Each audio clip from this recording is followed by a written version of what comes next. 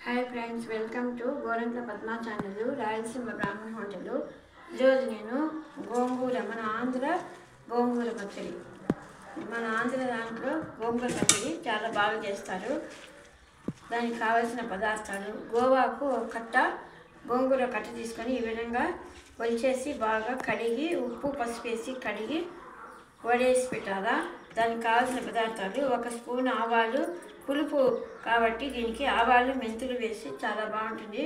1 spoon ఆవాలు, 1 spoon మెంతులు, 1 spoon ధనియాలు, ఎండుమిరపకాయలు, పచ్చిమిరపకాయలు 2 కలిపి వేస్తే టేస్ట్ బాగుంటుంది. ఉత్త ఎండుమిరపకాయలైనా వేయచ్చు, నేను 2 కలిపి వేసినాను. వేడికాయలు కూడా 2 వేసినాను, కలర్ వచ్చేదానికి. ధనియాలు, ఆవాలు, మెంతులు, పచ్చిమిరపకాయలు, ఎండుమిరపకాయలు ఈ విధంగా వేయించి తర్వాత దీన్ని ఉప్పేసి గ్రైండ్ చేసేసి తర్వాత ఈ ఆకునంతా బాగా మెత్తగా వార్చుకోవాలి. వార్చుకున్నాక గ్రైండ్ చేసి సన్నగా ఎర్రగడ్డలు తరిగి దాంట్లో కలుపుకొని తింటే గోంగూర పచ్చడి చాలా బాగుంటుంది. పులుపు బాగా ఆరోగ్యం అంతా బాగుంటుంది. మీరు కూడా తప్పకుండా చేస్తారని తెలుస్తాను. లైక్ చేయండి, షేర్ చేయండి, పక్కన బెల్ను క్లిక్ చేయండి. తప్పకుండా షేర్ చేయండి, తప్పకుండా సబ్స్క్రైబ్ చేయండి. ధన్యవాదాలు.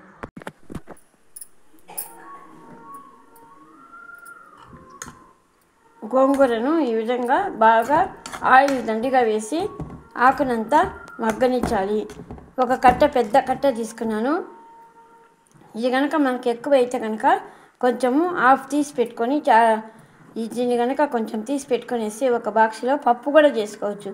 పప్పు ఉడికించిన తర్వాత ఆనియను, పచ్చిమిరపకాయలు తిరువాత వేసేసి దాంట్లోకి ఇది వేసేసి పప్పు ఉడికిన తర్వాత వేసేసి వెల్లుల్లిపాయలు వేసి పప్పు చేస్తే గోంగూర పచ్చడి పప్పు చాలా టేస్ట్గా ఉంటుంది. పప్పు చేసుకోవచ్చు, గోంగూర పచ్చడి చేసుకోవచ్చు. తప్పకుండా మీరు కూడా చేసుకుంటారని తెలుస్తాను. లైక్ చేయండి, షేర్ చేయండి, పక్కన బెల్లును క్లిక్ చేయండి. తప్పకుండా సబ్స్క్రైబ్ చేయండి.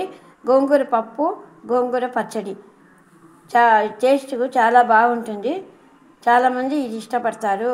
గోంగూర పచ్చడి మనం నిలువ పచ్చడిగా మళ్ళీ ఆయిల్ వేసి పోపు దినుసులు వేసి బాగా వాడ్చినామంటే పచ్చడి నిలువ ఉంటుంది. 1 వారం 10 రోజులైనా కూడా ఫ్రిడ్జ్లో పెట్టుకొని మనం ఈ పచ్చడిని అప్పుడప్పుడు వేసుకోవచ్చు. చాలా బాగుంటుంది. నిలువ పచ్చడిగా కూడా చేసుకోవచ్చు. కొంచెం ఆయిల్ వేసి బాగా ఆయిల్లో పచ్చడి అంతా ఫ్రై చేయాలి. వెల్లుల్లిపాయలు ఇష్టమైన వాళ్ళు అవి వేసుకోవచ్చు. ఎర్రగడ్డలు కూడా సన్నగా తరిగి పెట్టుకొని అప్పటికప్పుడు కలుపుకోవచ్చు. పచ్చడిలో వేస్తే నిలువ ఉండదు. 2 days కావాలంటే ఆనియన్స్ కలుపుకోవచ్చు ఫ్రై చేసేసి.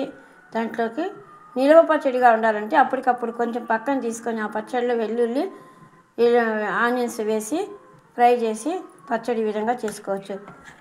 తప్పకుండా మీరు కూడా చేసుకొని చూడండి. లైక్ చేయండి.